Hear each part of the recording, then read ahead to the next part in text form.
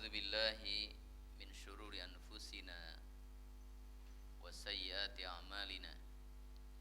May yahdihillahu fala mudhillalah wa may yudlil fala hadiyalah. Asyhadu an la ilaha illallah wahdahu la syarikalah wa asyhadu anna Muhammadan abduhu wa rasuluh. Allahumma shalli ala Muhammad wa ala ali Muhammad kama shallaita ala Ibrahim wa ala ali Ibrahim innaka Hamidum Majid. Allahumma barik ala Muhammad wa ala ali Muhammad kama barakta ala Ibrahim wa ala ali Ibrahim innaka Hamidum Majid. Ya ayyuhalladzina amanu taqullaha haqqa tuqatih wa la tamutunna illa wa antum muslimun. Amma ba'd, fa inna asdaqal hadithi kitabullah wa khairal hadi hadi Muhammadin sallallahu alaihi wasallam wa syarrul umuri muhdatsatuha fa inna kulla muhdatsatin bid'ah wa kulla bid'atin dhalalah wa kulla dhalalatin finnar. Ma'asyiral ikhwah, jamaah sekalian, para bapak dan para ibu, ikhwan dan akhwat yang semoga dimuliakan oleh Allah Ta'ala. Alhamdulillah pada hari Ahad ini kita bisa bertemu kembali untuk kajian rutin kita setiap hari Ahad. Dan kajian kita di hari Ahad yang kedua adalah tafsir. Pada pertemuan kita di hari ini, insya Allah kita akan membahas tentang Suratul Syamsi, membahas surat Asy-Syams. Masih juz amma ya, juz yang ke-30. A'udzu billahi minasyaitonir rajim. Bismillahirrahmanirrahim. Wasyamsi wa duhaha. Ya, surat ini dinamakan dengan surat Asy-Syams. Diambil dari ayat yang pertama, wasyamsi wa duhaha. Dalam ayat ini ada kata asy-syams. Asy-syams artinya matahari. Ayat yang pertama, wasyamsi wa duhaha.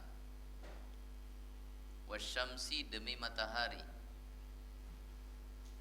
wa duhaha dan sinarnya.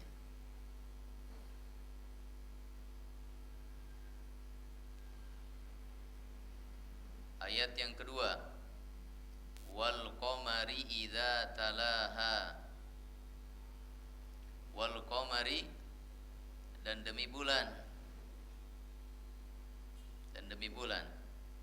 Idza talaha apabila mengikuti matahari.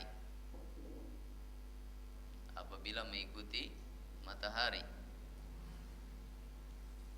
Ayat yang ketiga, wan nahari idza jallaha. Wan nahari dan demi siang. Idza jallaha apabila menampakkannya. Apabila menampakkannya. Ayat yang kelima, wal laili. Yang keempat ya. Ayat yang keempat, wal laili dan demi malam. Dan demi malam. Idza yaghshaha. Idza yaghshaha apabila menutupinya. Apabila menutupinya. Yaghsha menutupi. Kemudian ayat yang kelima, was-samai wa ma banaha. Was-samai dan demi langit. Dan demi langit. Wa ma banaha dan pembangunannya. Maksud membangun di sini yaitu meninggikannya. Wa ma banaha dan peninggiannya.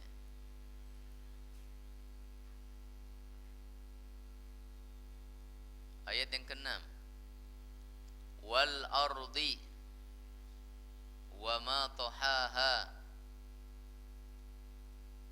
wal ardi, dan demi apa? Bumi. Tadi langit, sekarang bumi. Wa ma tohaha, dan penghamparannya. Dan penghamparannya.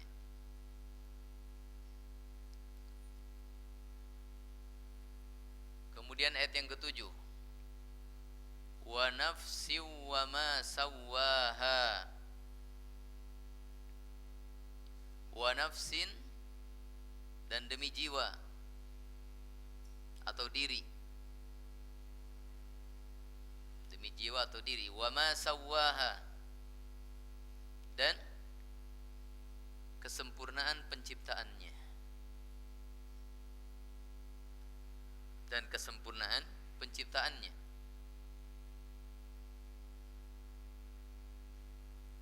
Ya. Di dalam 7 ayat ini Allah Subhanahu wa taala menyampaikan sumpah yang banyak.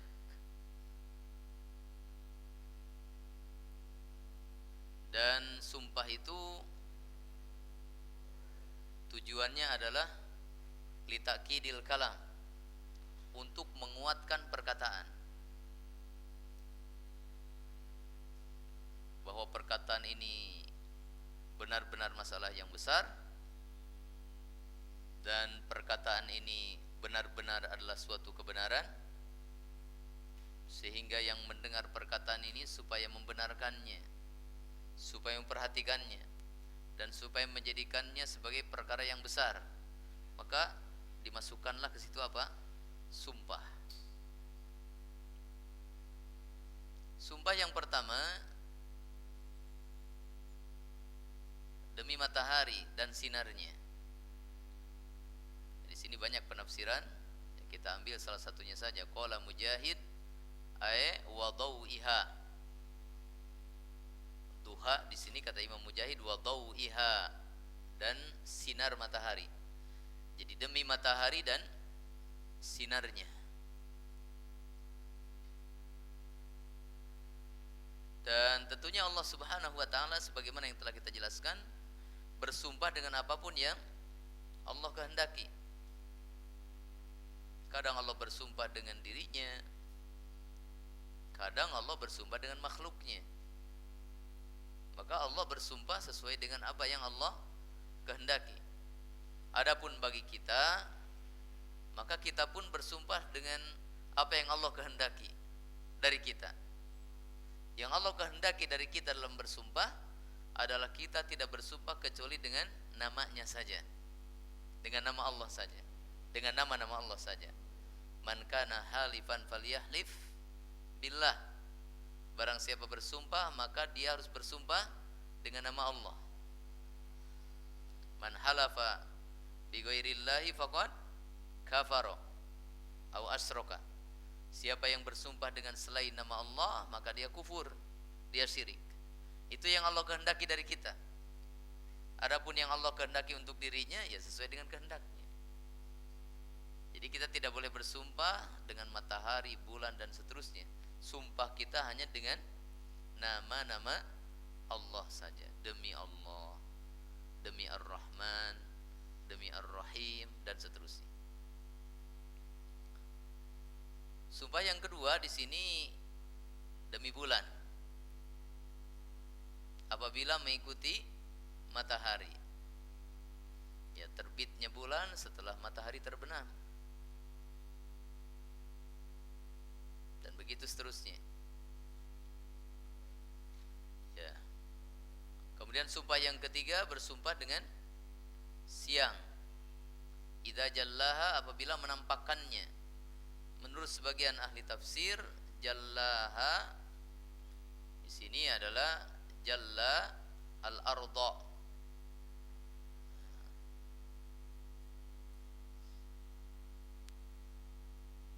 yaitu menampakkan bumi.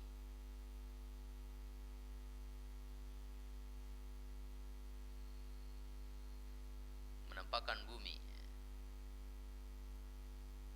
Dan menurut sebagian ahli tafsir, jallaha ay jalla asy-syams, menampakkan matahari.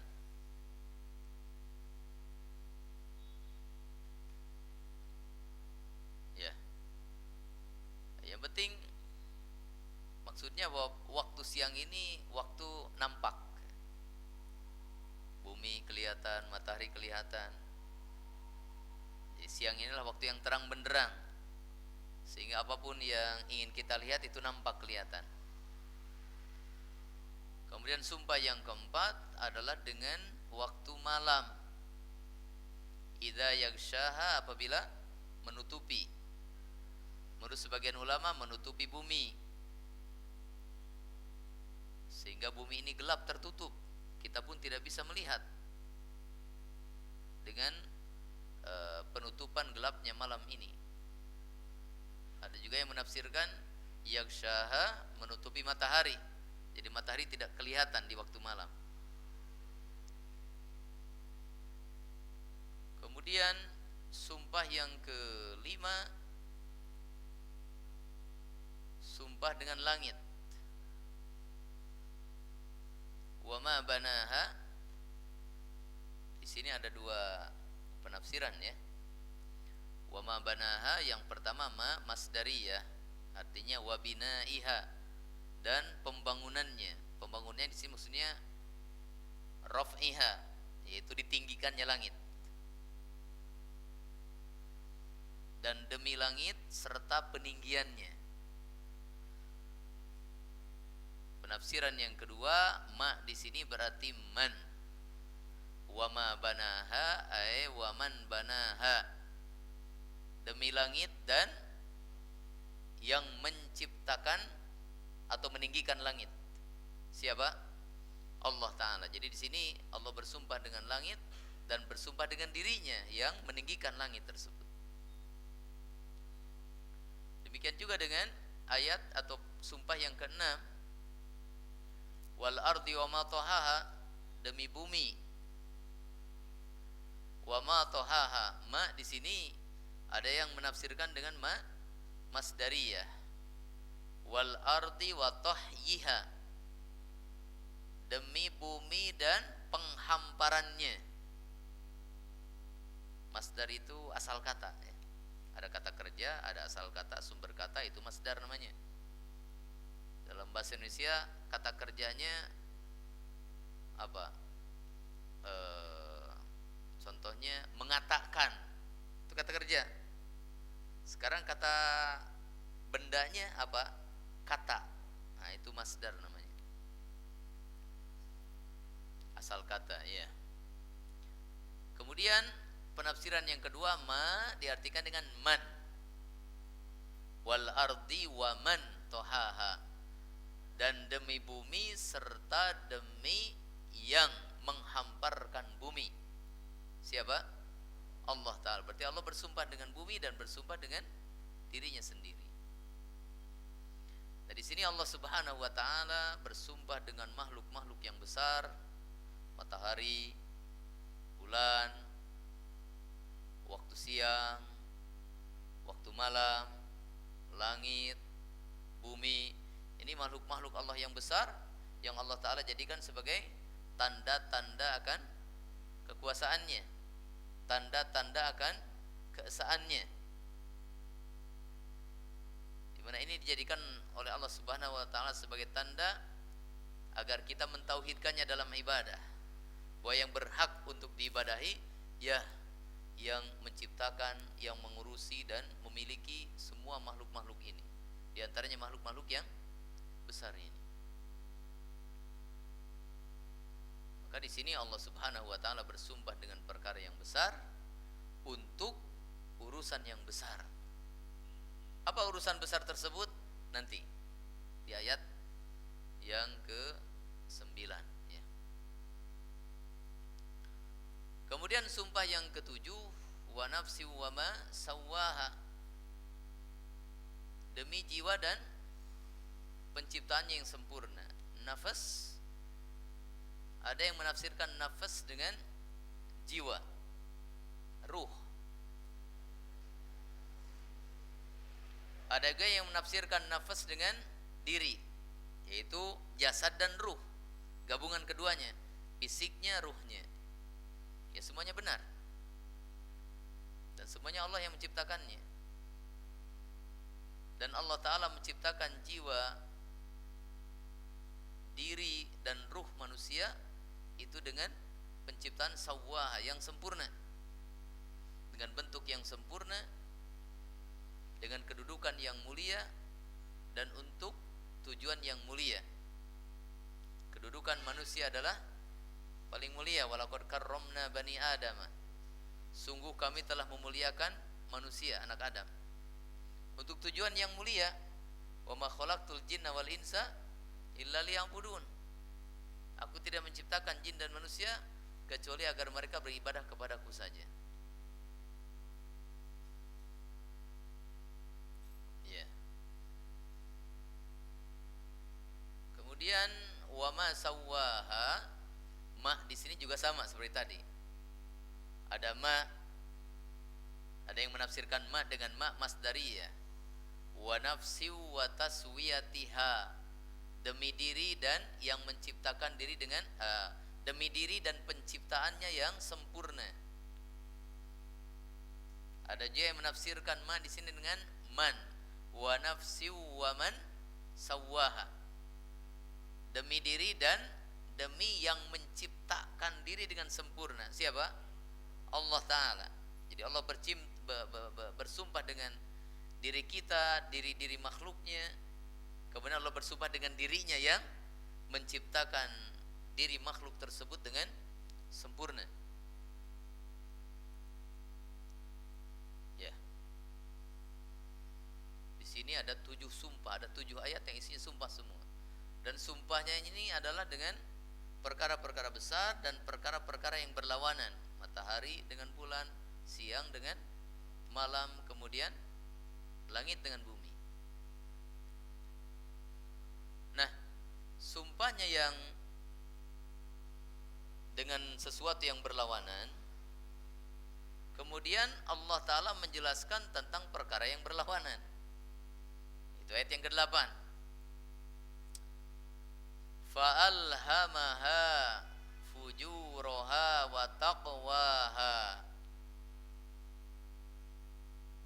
Fa'alhamaha,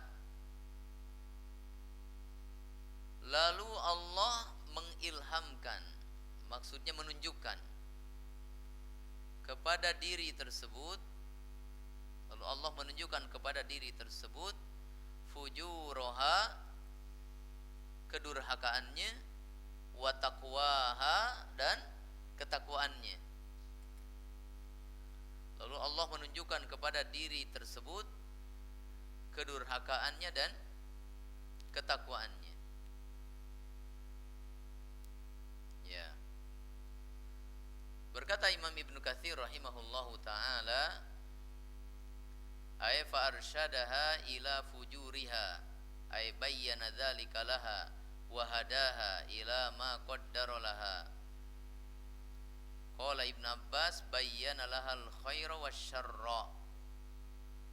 Jadi maksud ayat ini adalah bahwa Allah Ta'ala menunjukkan, menjelaskan kepada kita setelah menciptakan kita dengan sempurna, lalu Allah Ta'ala menunjukkan kepada kita tentang kedurhakaan dan ketakwaan, tentang keburukan dan kebaikan. Ini kedurhakaan dan ketakwaan dua hal yang apa? Berlawanan, bertolak belakang, seperti langit dan bumi yang berlawanan. Demikian juga dengan kebaikan dan keburukan. Ya.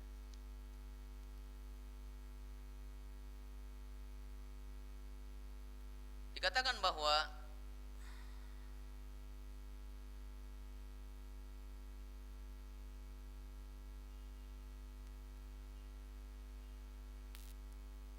ya, Allah Subhanahu wa taala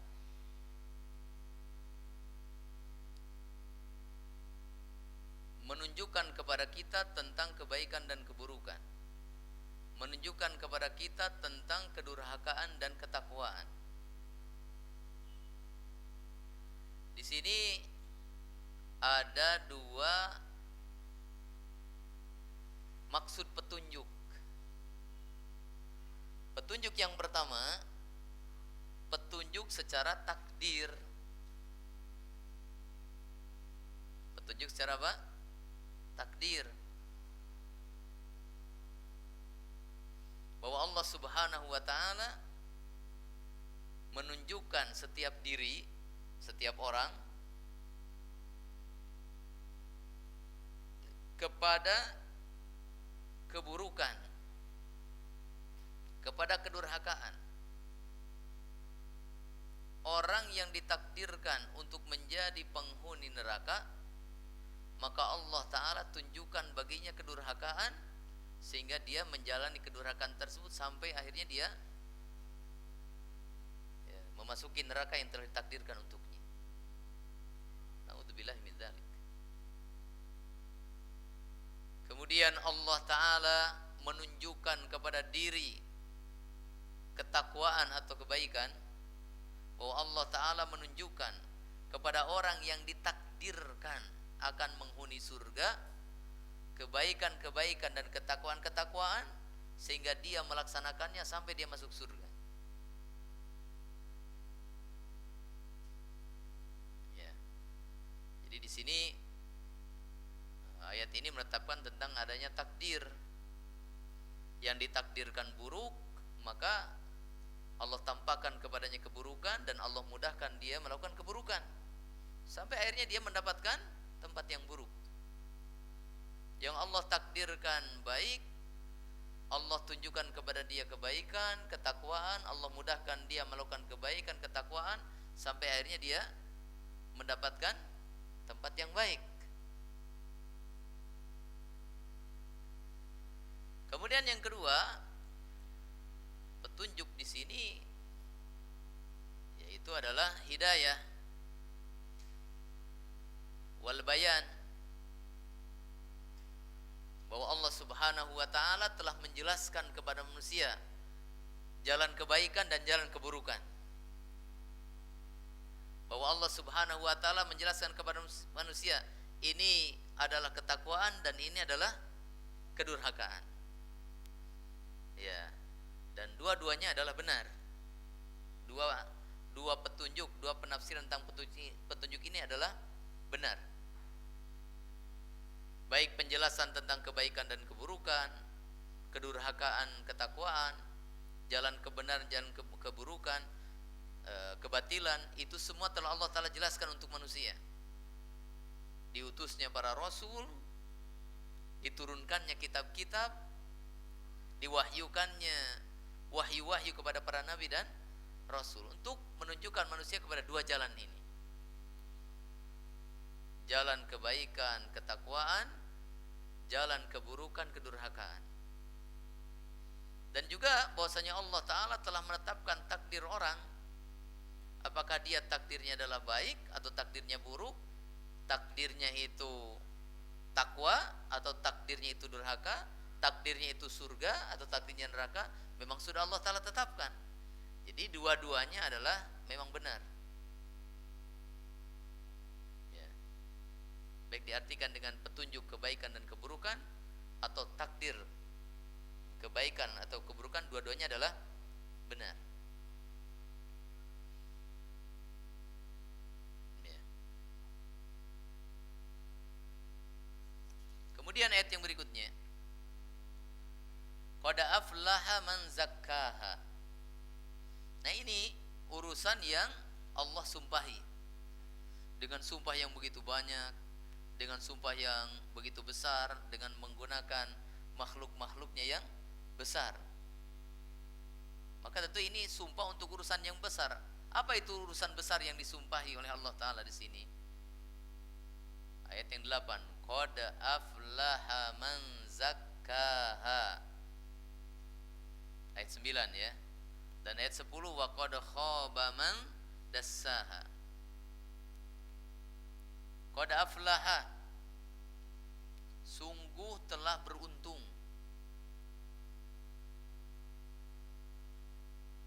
man, orang, zakkaha, yang mensucikan dirinya.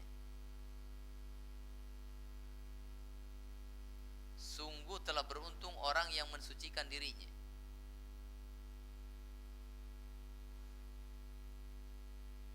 Ayat yang ke-10, wa qad khaba man dassaha. Wa qad khaba, ini juga berlawanan dengan ayat yang 9 tadi. Wa qad khaba, dan sungguh telah merugi. Kalau tadi untung, sekarang rugi. Man dassaha, orang yang mengotori dirinya. Orang yang mengotori dirinya. Jamaah sekalian rahimani wa rahimakumullah, di sini ada dua penafsiran. Qad aflaha man zakkaha, sungguh telah beruntung orang yang telah mensucikan dirinya. Wa qad khaba man dassaha, dan sungguh telah merugi orang yang mengotori dirinya. Penafsiran yang pertama, yang mensucikan dan yang mengotori di sini adalah orang tersebut. Sungguh beruntung orang yang dia mensucikan dirinya. Sungguh merugi orang yang dia mengotori dirinya sendiri.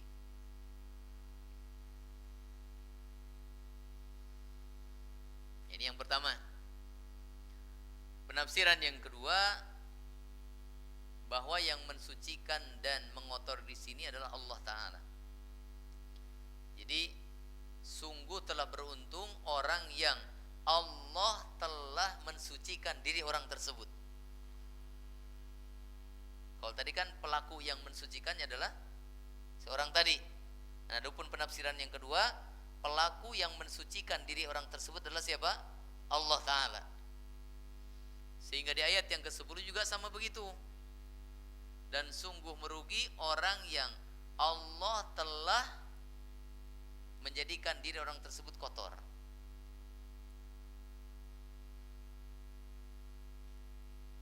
Dua penafsiran ini benar. Ya, dalam kaidah tafsir, kalau ada satu ayat atau satu lafaz dalam ayat mengandung beberapa arti dan itu tidak saling bertentangan, maka dimanai dengan semuanya.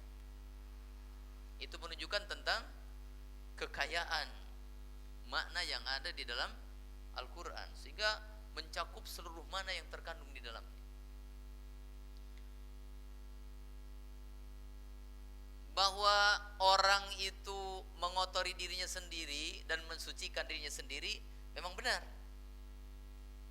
Dalam surat Al-A'la, qad aflaha man tazakka, sungguh beruntung orang yang tazakka, yang membersihkan dirinya sendiri, mensucikan dirinya sendiri.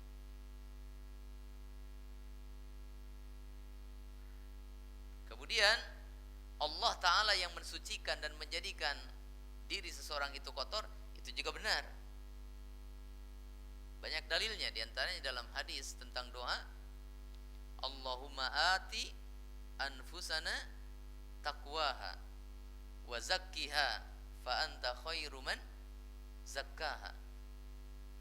Ya Allah, berikan kepada diri kami ketakwaannya dan sucikanlah diri kami, karena sungguhnya engkaulah sebaik-baik yang mensucikan diri-diri kami. Maka dalam hadis ini yang mensucikan diri kita adalah siapa? Allah Ta'ala. Kita mensucikan diri kita adalah dengan melaksanakan ketakwaan kepada Allah Ta'ala, seperti yang disebutkan dalam ayat ke-8. Dan kita mengotori diri kita adalah dengan melaksanakan kedurhakaan kepada Allah Ta'ala. Itu mengotori diri kita. Dan Allah Subhanahu wa Ta'ala mensucikan diri kita dengan mengampuni kita, menerima taubat kita, menetapkan takdir kebaikan bagi kita, memberikan petunjuk kepada kita kepada jalan kebaikan. Ini adalah Allah mensucikan diri kita. Dan Allah menjadikan diri kita kotor, mentakdirkan keburukan bagi kita, kemudian membimbing orang yang ditakdirkan buruk kepada keburukan, kemudian menjadikan orang-orang yang memilih kesesatan menjadi tersesat. Falamma zagu azagallahu qulubahum, ketika mereka itu sesat, memilih kesesatan, maka Allah sesatkan hati-hati mereka. Maka ini sekali lagi menunjukkan kepada takdir Allah Ta'ala atas makhluk-makhluknya, bahwa suci dan bersihnya diri kita serta kotor dan najisnya diri kita, ya Allah Subhanahu wa Ta'ala yang apa? Menetapkannya. Kemudian kita juga yang melakukan usaha-usaha di mana ini mengakibatkan kesucian dan kebersihan kita, dan ini mengakibatkan kekotoran dan kenajisan diri kita. Innamal musyrikuna najasun, sesungguhnya orang-orang musyrik itu najis dirinya, sehingga orang muslim gak boleh menikah dengan orang musyrik, karena orang muslim itu bersih, sementara orang musyrik adalah najis. Wala tankihul musyrikati hatta yu'min, wala tunkihul musyrikina hatta yu'minu, jangan kalian nikahkan wanita-wanita mukminah dengan laki-laki musyrik, dan jangan kalian nikahkan laki-laki mukmin dengan wanita musyrikah, karena orang musyrik itu najis, sementara orang muslim suci dan mencari kesucian. Ya. Jadi perkara besar yang Allah Ta'ala sumpahi dengan banyak sumpah yang dengan makhluk-makhluk yang besar ini adalah urusan kesucian dan kekotoran diri kita. Dua hal yang berkaitan dengan itu. Pertama, tentang kesucian. Kesucian diraih dengan ketakwaan. Kesucian diraih dengan apa? Ketakwaan. Kemudian orang yang melakukan ketakwaan sehingga dirinya suci bersih, maka dia akan beruntung. Beruntung di dunia dan beruntung di akhirat. Beruntung di dunia, berteman dengan orang suci dan bersih, mengkonsumsi yang bersih dan suci, berpakaian dengan pakaian yang bersih dan suci, berkata dengan perkataan yang bersih dan suci. Ya. Apa yang dilihatnya yang bersih dan suci, yang didengarnya juga demikian, yang dinikmatinya demikian, sampai berhubungan badan pun dengan sesuatu yang bersih dan suci untuk dirinya. Dari diri yang bersih dan suci ini terlahirlah yang bersih dan suci juga keturunan. Keuntungan nanti di akhirat apa? Akan mendapatkan tempat yang suci, yaitu apa? Surga dengan kenikmatannya yang bersih dan suci. Sebanyak apapun kita makan di surga nanti, jangankan sakit perut sampai buang air besar atau buang air kecil, keringet aja nggak ada. Ya, keringet aja nggak ada. Kotoran mata aja nggak ada. Kotoran hidung nggak ada. Saking bersih dan sucinya apa? Makanan-makanan yang ada di sana. Kemudian urusan yang berkaitan dengan kekotoran diri, pertama ya, bahwa yang menjadikan diri kita kotor adalah apa? Kedurhakaan kita. Kedurhakaan kita, fujur, kedurhakaan, kemaksiatan kita, melanggarnya kita terhadap perintah dan larangan Allah Ta'ala serta Rasulnya SAW. Itu hakikat yang mengotori diri kita. Kemudian akibat bagi orang yang mengotori dirinya adalah kerugian.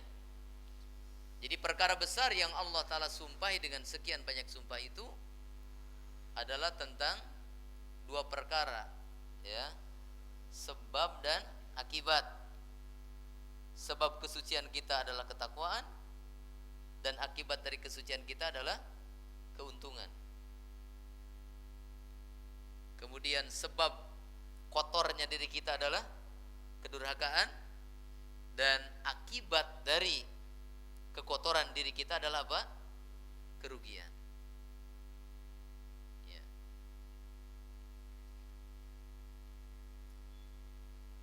Kerugian di dunia dan kerugian di akhirat.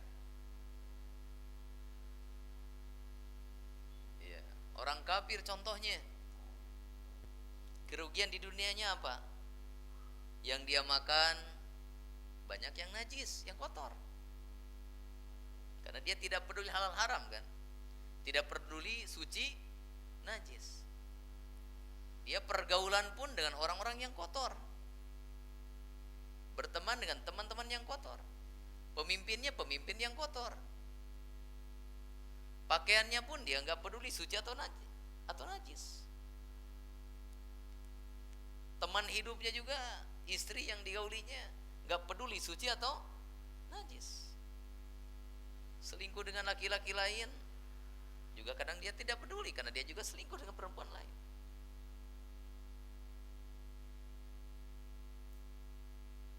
Ya, jadi apa yang dia makan, apa yang dia lihat, apa yang dia dengar, apa yang dia pakai, apa yang dia rasakan, tercampur di situ yang baik dan yang kotor, yang buruk dan yang baik,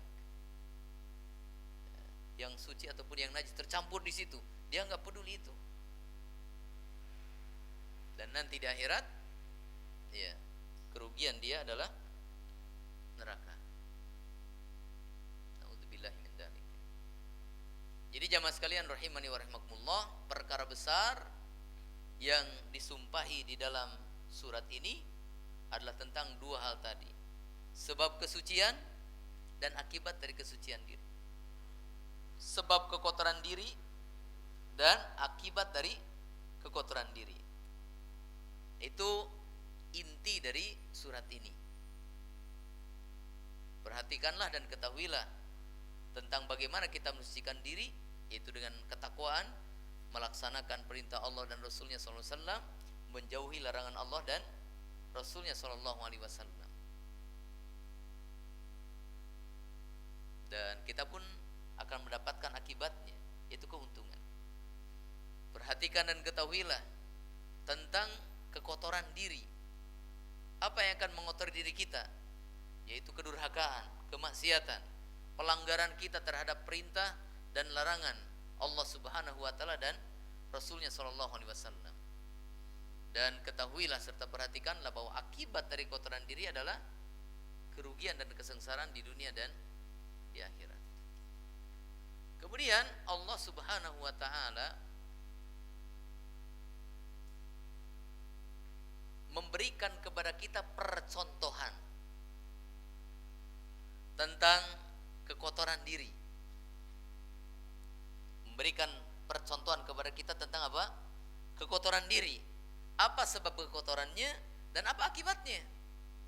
Dijelaskan dalam surat ini, yaitu tentang kisah kaum Tsamud. Kita lihat ayat yang ke-11. Kadzabat Tsamudu bitagwaha. Kadzabat Tsamudu, kaum Tsamud telah mendustakan. Bitagwaha, dengan sikap mereka yang melampaui batas.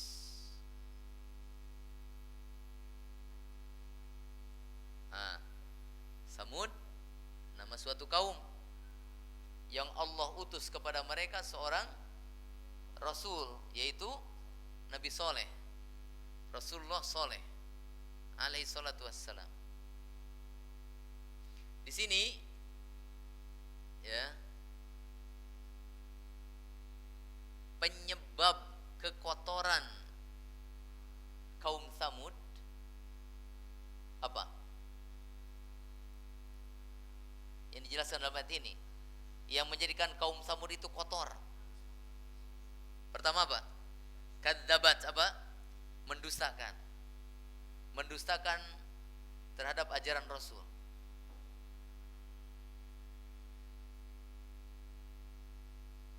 Yang kedua apa? At-tughyan, apa?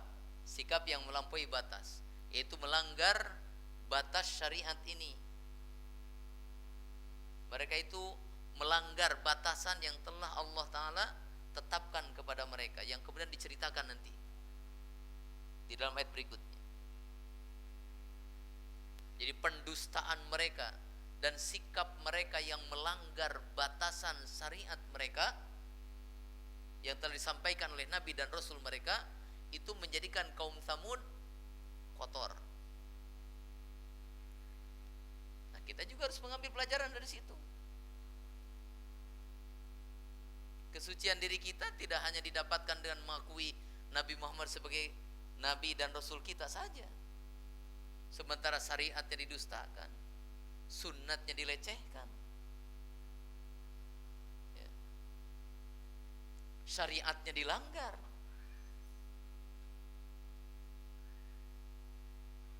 Ya, kalau sekedar pengakuan dengan lisan cinta Rasul dan sebagainya, ahli bid'ah pun bisa melakukannya. Bahkan sekelas orang kafir pun bisa mengungkapkan itu. Abu Thalib, kurang apa kecintaannya kepada Nabi kita sallallahu alaihi wasallam? Bahkan dia lebih mencintai Nabi Muhammad sallallahu alaihi wasallam yang merupakan keponakannya daripada kepada anak-anaknya. Tetapi ketika akidahnya tidak mengikuti akidah Nabi Muhammad sallallahu alaihi wasallam, maka ya ditetapkanlah Abu Thalib penghuni neraka. Jadi bukan sekedar pengakuan, ya.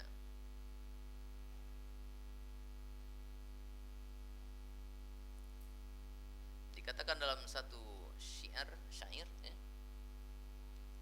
wa kullun yadda'i waslan bilaila wa laila la tukirru dzalika. Semua mengaku punya hubungan dengan Laila, tapi Laila tidak mengakuinya. Untuk apa kita mengatakan mengakui cinta kepada Nabi, sementara Nabi tidak mencintai kita? Mengaku cinta kepada Allah, teriak sampai bikin spanduk bendera cinta Allah, cinta Rasul dan sebagainya. Kalau Allah tidak mencintai kita, untuk apa? Kata orang Sunda apa? Cau amon di korangan ya. Malati kapipir-pipir ya. Jadi abi amon sorangan, manehna teu mikir-mikir. Cerita saya kekasihnya fulan. Sebenarnya si fulan enggak punya perasaan apa-apa sama kita. Kan kita malu sendiri jadi. Ya. Jadi tidak hanya dengan sekedar pengakuan. Pengakuan memang harus pengakuan, tapi harus diikuti dengan apa? Pembenaran, ketaatan. Jangan pengakuan tapi kemudian didustakan sunnahnya. Jangan pengakuan tapi kemudian dilanggar sunnahnya.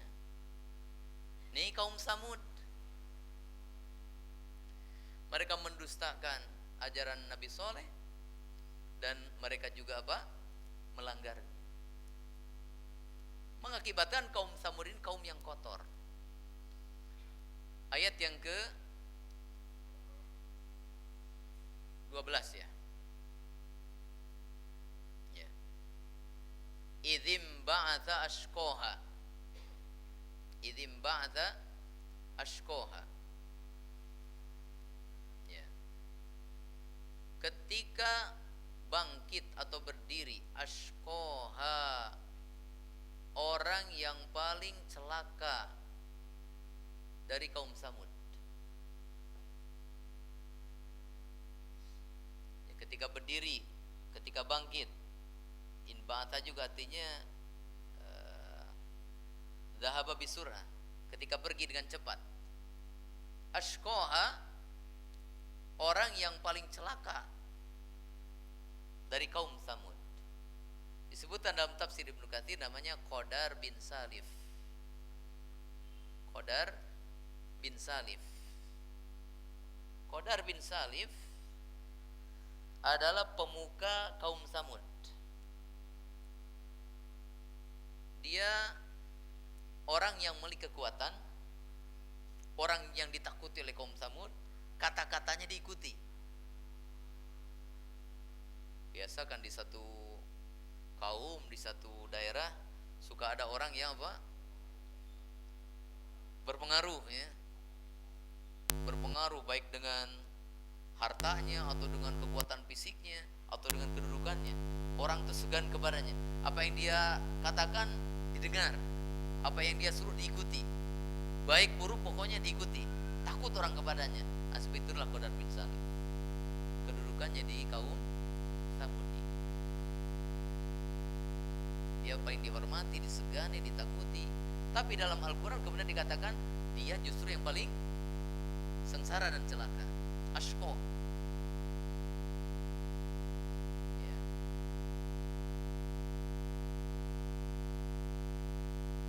Kenapa dia paling sengsara dan paling celaka? Ya, nanti dijelaskan dalam ayat berikutnya. Ayat yang ke-13. Faqala lahum Rasulullahi naqatallahi wa suqiyaha.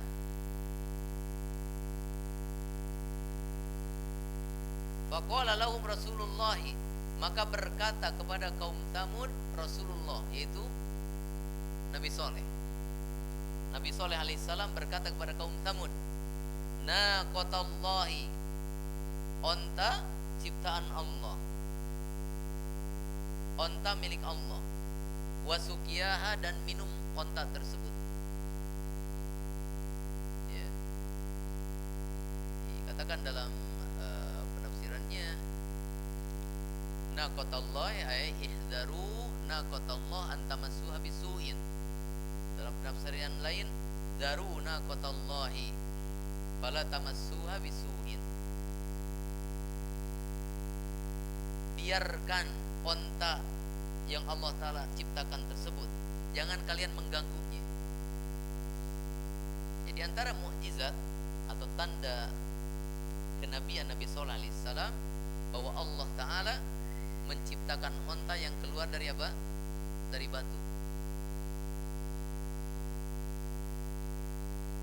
Nah, disebutkan dalam cerita-ceritanya bahwa onta ini, ya, ini memberikan susu untuk penduduk Samud. Nako itu onta betina. Jadi susunya subur, cukup untuk memberi minum kaum Samud. Maka onta ini yang merupakan ayat atau tanda kebenaran kenabian Nabi Sallallahu Alaihi Wasallam. Maka Nabi Saleh mengatakan kepada kaum Samud, jangan kalian ganggu onta ini, sudah biarkan dia hidup. Dan memang mereka juga merasakan apa? Manfaatnya. Wasukiyaha, dan minumnya. Aila ta'tadu 'alaiha fi sukiyaha. Jangan kalian menghalangi onta tersebut dari minum jatah minumnya. Ya. Bahwa di sana ada air, ya, untuk kaum Samud ada jadwalnya, untuk onta tersebut juga ada jadwalnya. Nah, jadwal onta tersebut untuk minum air jangan kalian ganggu. Fisiknya jangan kalian ganggu, jadwal minumnya juga jangan kalian halangi.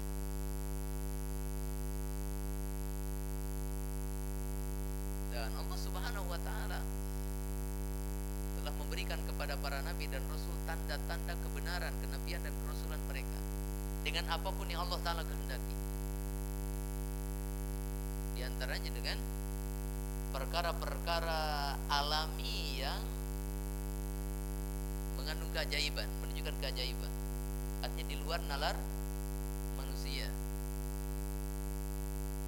Itu pada para nabi dan rasul ada.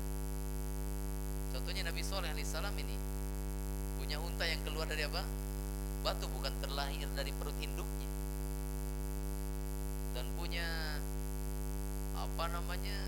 keluar biasaan, yaitu susunya cukup untuk memberikan minum satu kaum Samud itu. Nabi Ibrahim alaihissalam juga dilemparkan ke dalam api, malah dingin apinya. Nabi Musa alaihissalam, Allah Ta'ala berikan tongkat kepadanya, bisa berubah jadi ular besar yang memakan ular-ular sihir para penyihir Firaun. Juga dipukulkan ke lautan, terbelah sehingga menjadi jalan yang kering, di mana mana air bergulung di samping kanan kirinya, menggulung. Dipukulkan ke batu, memancarlah 12 mata air. Nabi SAW juga diberikan keajaiban yang berkaitan dengan alam ini. Orang-orang Quraisy meminta kepada Nabi SAW, tunjukkan kalau kamu benar Nabi Rasul, belah bulan jadi dua. Kemudian Allah Ta'ala mengajukan kepada Nabi untuk menunjukkan tangannya ke bulan. Bulan pun jadi dua. Satu terlihat di Mina, satu terlihat di Sofa, satu terlihat di Marwah. Belah jadi dua. Siapa yang bisa membelah bulan jadi dua?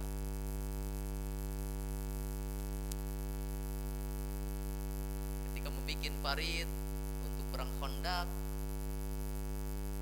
para sahabat mendapatkan kendala, ada sebuah batu besar. Dipukul berapa orang pun gak pecah.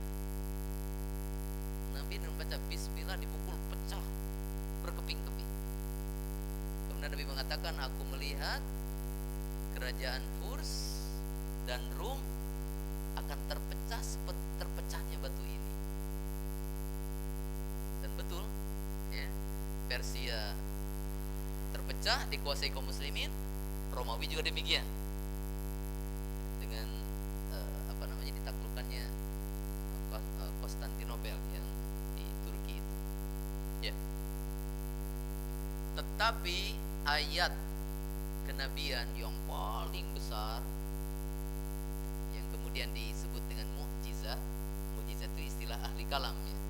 Tapi tidak apa-apa kalau seandainya maknanya benar. Ya. Adalah kitab para nabi dan rasul. Jadi mukjizat Nabi Musa yang paling besar apa? Taurat. Mukjizat Nabi Isa yang paling besar apa? Injil. Mukjizat Nabi Soleh yang paling besar apa? Ya kitabnya Nabi Soleh, cuma kita nggak tahu namanya apa. Karena setiap Nabi dan Rasul punya kitab, cuma kita tidak tahu namanya. Allah tidak menyebutkan nama kitabnya tersebut. Nabi Daud alaihissalam, mukjizat yang paling besar adalah kitab Zabur. Nah, Nabi kita Muhammad SAW, mukjizatnya yang paling besar, ayat yang menunjukkan tentang kenabian yang paling besar adalah Al-Quran. Ya. Kemudian, nah ini yang menjadikan Qadar bin Salif manusia yang paling sengsara, paling celaka. Di ayat yang ke-14. Fakadzabuhu fa'aqaruha fadamdama alaihim rabbuhum bidzambihim fasawwaha. Fakadzabuhu, maka kaum Tsamud mendustakan Nabi Soleh alaihissalam. Mendustakan Nabi Soleh alaihissalam.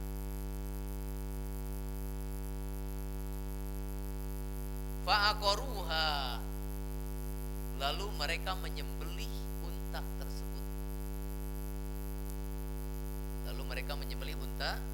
tersebut. Perhatikan di sini.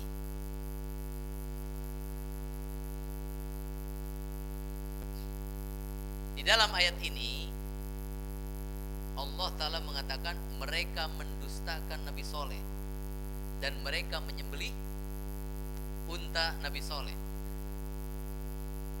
Sementara dalam ayat 12 orang yang paling celaka, satu orang yang tadi disebut dalam tafsir Ibnu Katsir, namanya siapa? Qadar bin Salif. Kita kumpulkan dua ayat ini, bahwa pelaku yang melanggar perintah Nabi Soleh supaya jangan mengganggu onta dan jangan mengganggu jadwal bunyi onta, yang melakukannya adalah seorang diri, Qadar bin Salif. Makanya dia orang paling celaka. Tapi kemudian dalam ayat 12 dikatakan mereka mendustakan dan mereka menyembelih. Kenapa? Karena kaumnya meminta kepada Qadar bin Salim, menyetujui dan menyepakati, mendukung, walaupun eksekutornya siapa? Qadar bin Salim. Ini menunjukkan bahwa apa? Antara pelaku dengan pendukung sama. Yang menyembelih itu Qadar bin Salim, tapi ayat ini mengatakan mereka menyembelihnya, padahal yang menyembelih cuma satu orang. Ya, saya baca dalam beberapa kisah, Allah Ta'ala alam apa benar atau tidak, ya disembelihnya unta tersebut, kemudian dagingnya dibagi, dimakan oleh mereka. Maka dikatakanlah tunggu 3 hari, berikan penangguhan kepada mereka 3 hari. Mereka berpesta, makan daging unta, bangga karena mereka melanggar nabinya dan nabinya tidak bisa berbuat apa-apa. Ya, berpesta pora.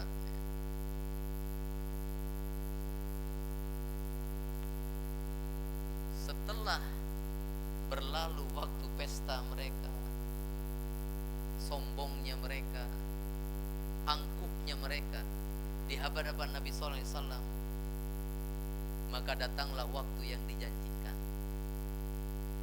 Nah, tadi kan akibat kekotorannya begitu, melanggar perintah nabinya, mendustakan perintahnya. Perintahnya jangan membunuh, jangan mengganggu, ini malah dibunuh dan dimakan daging.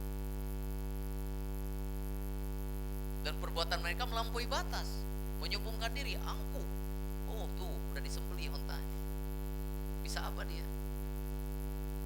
Maka datanglah waktu akibat dari kekotoran perbuatan mereka ini. Fadamdama alaihim, maka Allah Ta'ala binasakan, maka fadamdama alaihim rabbuhum, maka Rabb mereka itu Allah Ta'ala membinasakan mereka, bidzambihim, dengan sebab dosa mereka, bidzambihim dengan sebab dosa mereka, fasawwaha, lalu Allah meratakan mereka. Fadamdam alaihim rabbuhum, maka Allah Ta'ala binasakan mereka. Ya.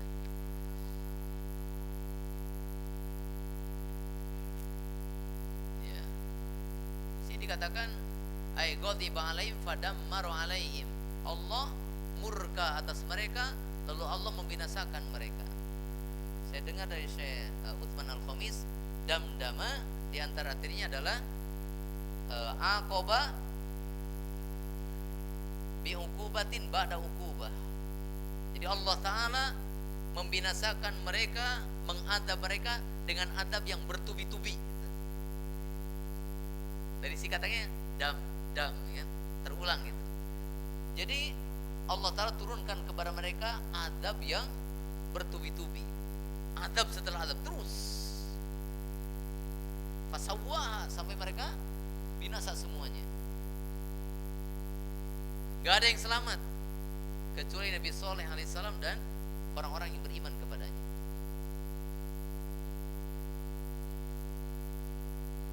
Ya.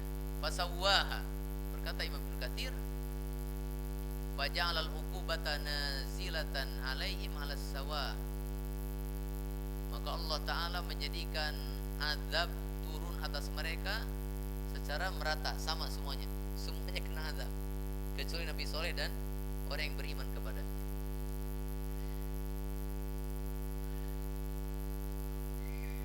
Qala Qatadah, balagona anna uhaymira tamud lam ya'kir annaqata hatta baya'u saghiru wa kabiru wa untam. Kata Qatadah Ibnu Di'amah As-Sadusi, balagona, setelah sampai berita kepada kami bahwa keledai hina Thamud, siapa? Qadar bin Salim, tidak menyembelih ontahnya Nabi Saleh sehingga dia dibaiat oleh anak kecil dan orang tua, laki-laki dan perempuan, membaiatnya untuk menyembelih. Ya, sembelih aja, mendukungnya. Makanya dikatakan dalam ayat tadi mereka telah menyembelih istrinya, walaupun eksekutornya berapa? Satu orang. Dan demikian juga dalam syariat Islam, bahwa orang yang melakukan kemaksiatan dengan orang yang mendukungnya fil wizri sawa, maka mereka juga akan sama-sama menanggung dosanya. Akibat di San'a, Yaman, di zaman Umar bin Khattab radhiyallahu an, terjadi pembunuhan kepada anak kecil. Maka oleh Utsman bin Affan dikisos, ya. Dikisos beberapa orang, entah 7 atau 9 orang, dihukum mati semuanya. Kenapa? Eksekutor ini satu orang, cuma yang menyuruhnya, yang merencanakannya orang-orang ini, semuanya dieksekusi oleh Umar bin Khattab radhiyallahu anhu. Sampai Umar bin Khattab bersumpah, wallahi lau tamala ahlu Son'a ala qatlihi laqataltuhu ajmain. Demi Allah, kalau seandainya yang bersekongkol membunuh anak ini bukan cuma 7 atau 9 orang, tapi seluruh penduduk Son'a, akan saya bunuh semuanya. Itu menunjukkan apa? Antara pelaku dengan pendukung, dengan yang memodali, yang sama-sama ikut terjerumus dalam dosa tersebut, sama-sama mendapatkan akibat. Makanya di tempat kita, kalau seandainya ada orang yang durhaka, yang mengakibatkan turunnya azab, kita pun akan kena. Wattaqu fitnatan la tusibanna alladzina zalamu minkum khassah. Jagalah diri kalian dari fitnah, takutlah kalian akan fitnah yang tidak menimpa kepada orang-orang zalim di antara kalian secara khusus, tapi mengena kepada semuanya, kecuali satu, al-muslih, orang yang memperbaiki keadaan. Kalau orang soleh bisa kena. Orang soleh itu orang yang mengurusi dirinya aja, tetangganya baik buruk cuek aja ya, kamu saya, yang penting saya gak ikut-ikutan. Nah, orang seperti begitu soleh untuk dirinya sendiri, ngurusi dirinya sendiri, dia tidak menegur, tidak menasihati orang lain, dia bisa kena ketika Allah Ta'ala menimpakan azab. Kalau binasa ya mungkin dia bisa ikut binasa, hanya saja nanti ya tentu dibangkitkan sesuai dengan amalannya. Dia soleh ya selamat nanti di kebangkitan nanti. Tapi kalau muslih, orang yang apa? Soleh untuk dirinya dan mengajak kesolehan kepada orang lain, menasehatinya, menegurnya, memberitahukannya. Dia mau dengar atau tidak, yaudah itu urusan kamu, penting saya sudah mendakwahinya. Nah, kalau orang ini, Allah akan menjadikan baginya sebab-sebab keselamatan dia dari azab yang turun, seperti para nabi dan para pengikutnya. Contoh Nabi Lut alaihissalam, ketika akan diturunkan azab, maka Allah Ta'ala menyuruh Nabi Lut dan keluarganya yang beriman, dan yang beriman cuma 2 saja, anaknya, istrinya saja gak beriman, 2 anaknya beriman. Maka sebelum fajar menyingsing di waktu malam, Nabi Lut pergi meninggalkan negerinya, turunlah azab, binasa semuanya, termasuk istri Nabi Lut. Nabi Lut dan anaknya selamat. Kenapa? Karena Nabi Lut muslih, mengingatkan kaumnya dari kekufuran dan dosa besar, terutama dosa besar yang paling nampak pada mereka apa? Ya, hubungan sesama jenis.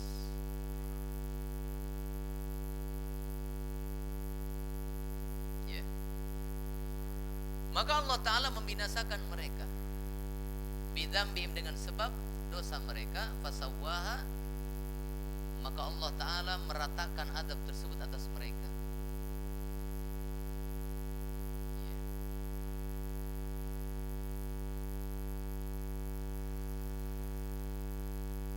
Kemudian ayat yang terakhir, wala yakhafu uqbaha,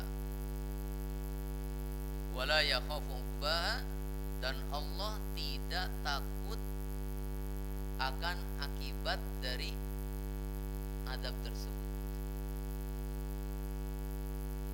Allah Ta'ala menurunkan azab kepada kaum Tsamud, dan Allah tidak takut kepada kesudahan atau akibat dari azab tersebut. Kenapa?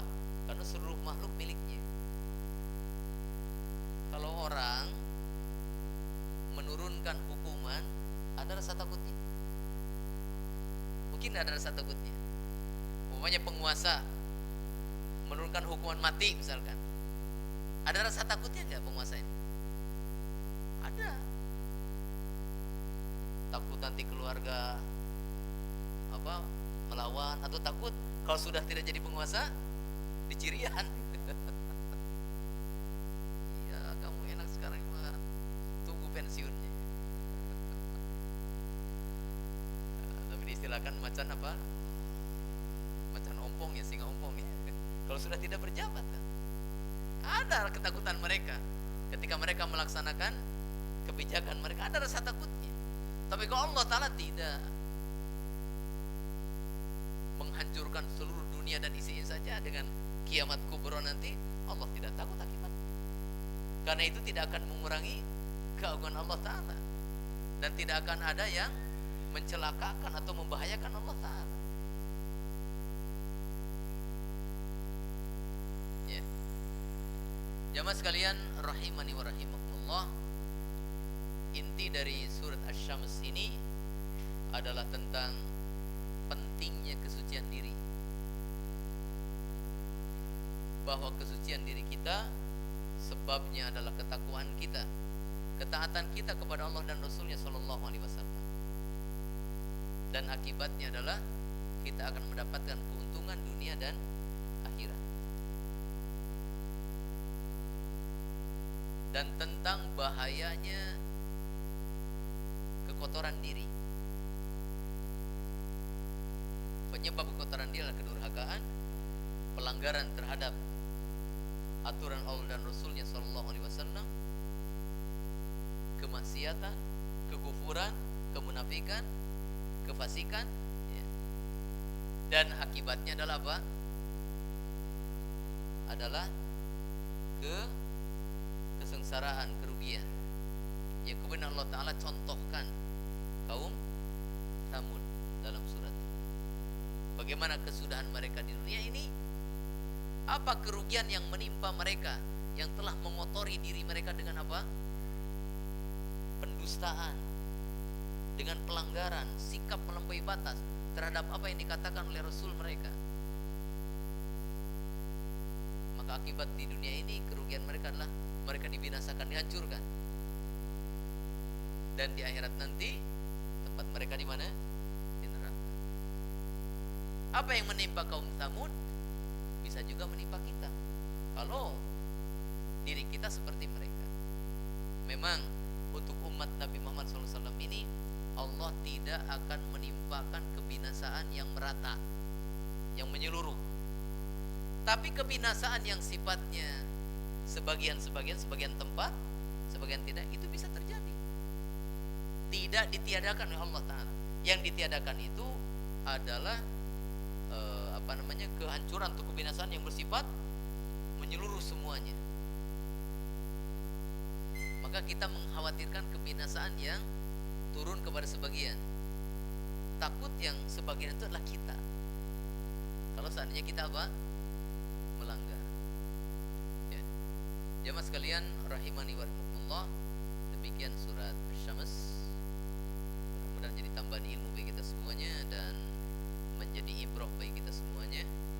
Dan semoga Allah Ta'ala mensucikan dan membersihkan diri kita, ya, membimbing kita kepada ketakwaannya, dan memberikan kepada kita akibat dari kesucian diri kita, yaitu keuntungan dan kebahagiaan dunia dan akhirat.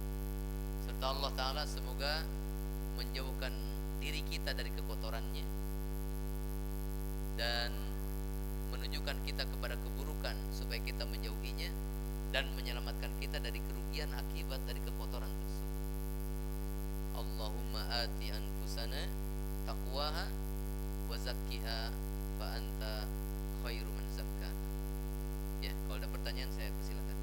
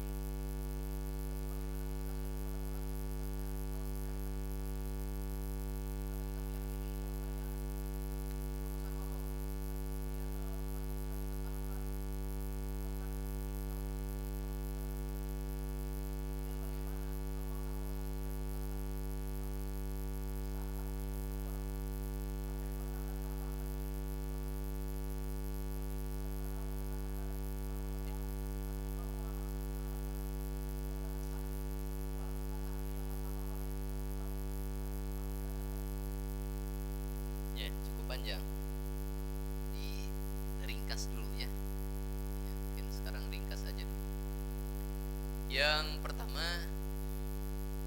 Allah tidak zalim kepada hamba-hambanya. Itu banyak dalam ayat Al-Quran. Wa mallahu yuridu zulman lil alamin. Allah tidak menghendaki untuk mendolimi makhluk-makhluknya.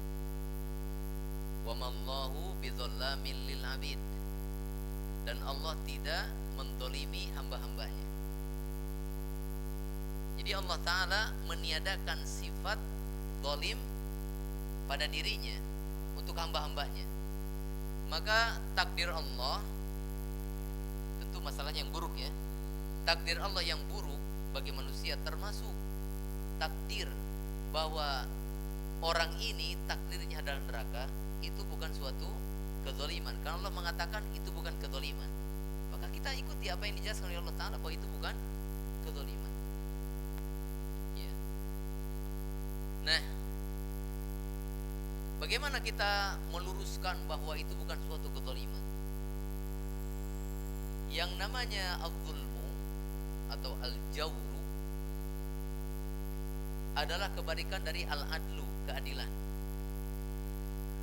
Keadilan adalah i'ta'u kulli haqqin haqqahu, memberikan kepada pemilik hak apa yang menjadi haknya. Maka kezaliman adalah man'u kulli dzi haqqin haqqahu, menghalangi yang memiliki hak dari haknya. Itu kezaliman. Paham? Jadi tidak setiap keburukan itu kezaliman. Sekarang kalau seandainya penguasa menghukum seseorang di penjara atau dihukum mati akibat dari kriminal dia, itu kezaliman atau bukan? Bukan. Kenapa? Karena tidak ada hak dia yang dihalangi, justru diberikan hak kepadanya. Hak orang yang melakukan kriminal adalah hukuman. Itulah keadilan. Ya, terkadang orang memandang bahwa neraka adalah siksaan, neraka adalah azab, sehingga masuk neraka adalah sebuah kezaliman. Sampai Allah menetapkan takdir neraka pun dianggapnya sebagai sebuah kezaliman. Maka keburukan ada yang merupakan kezaliman kalau dilakukan oleh makhluk tanpa sebab, tanpa apa, dia berbuat buruk kepada temannya, itu kezaliman. Tapi keburukan juga ada yang merupakan keadilan, seperti hukuman bagi orang yang berhak mendapatkan hukuman, termasuk neraka bagi orang yang berhak untuk masuk neraka. Itu bukan kezaliman, tapi apa? Keadilan. Ya, kalau kita berbicara dengan orang tersebut, kita katakan, ya, apakah adil seandainya Allah memasukkan Firaun ke dalam surga? Firaun yang dikatakan dalam cerita-cerita banyak ya, yang apa namanya menggodok siapa? Dalam cerita kita masih toh ya, yang direbus itu ya, bersama anaknya. Bagaimana menghancurkan, berbuat kerusakan yang sangat besar di muka bumi, sampai mengaku dirinya adalah Tuhan. Apa senang kalau misalkan Allah katakan Firaun masuk surga? Mana yang buat kita senang? Masuk neraka dia. Sebodoh-bodohnya orang ketika ditolimi melihat orang yang mentoliminya ternyata senang, mungkin dia merasa apa? Tersakiti hatinya. Sampai orang-orang kan mengutuk suatu, wah mudah-mudahan masuk neraka gitu, saking bencinya kepada penjahat tersebut. Itu artinya bahwa masuk neraka itu adalah merupakan keadilan, bukan kezaliman. Lalu dari sisi takdir, bahwa Allah Ta'ala mentakdirkan dia masuk neraka, dari mana kita tahu bahwa hak orang tersebut adalah surga? Sampai dikatakan Allah mendoliminya karena Allah mentakdirkan neraka untuk.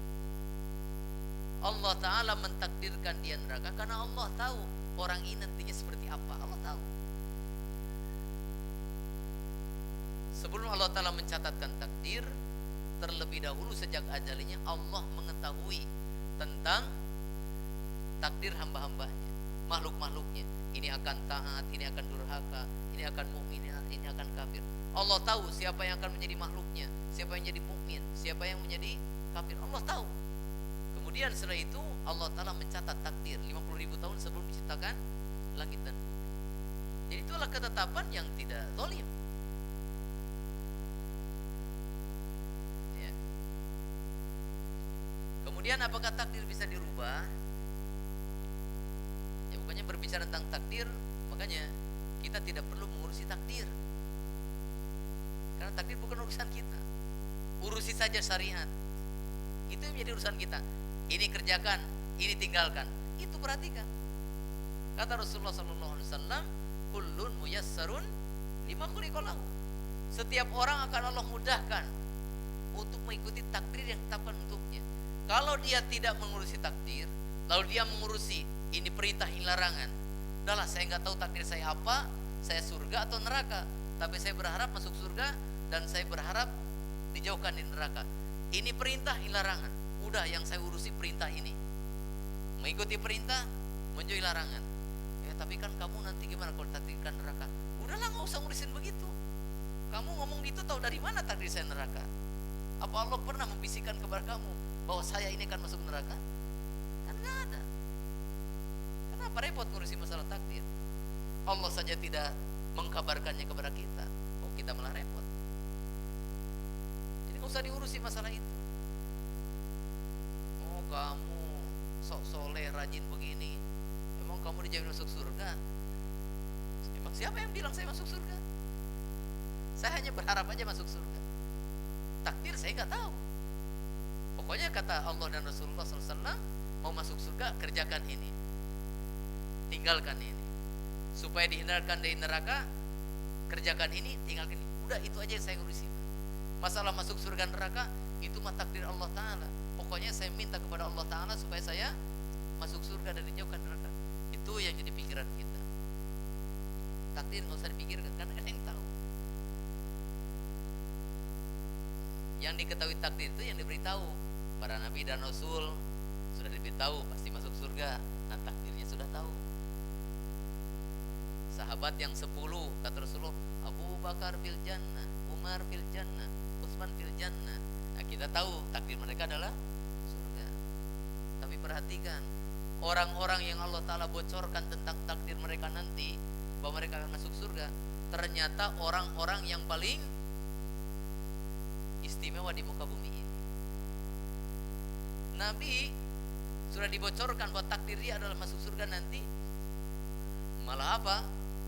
Sampai kakinya terpecah-pecah karena terlalu lama sholat malam. Bibirnya basah dengan berzikir. Abu Bakar radhiyallahu an seluruh hartanya disedekahkan. Mungkin kalau kita, Pak Iwan masuk surga, udahlah nggak usah sedekah, usah ngaji lagi, saya akan masuk surga nanti.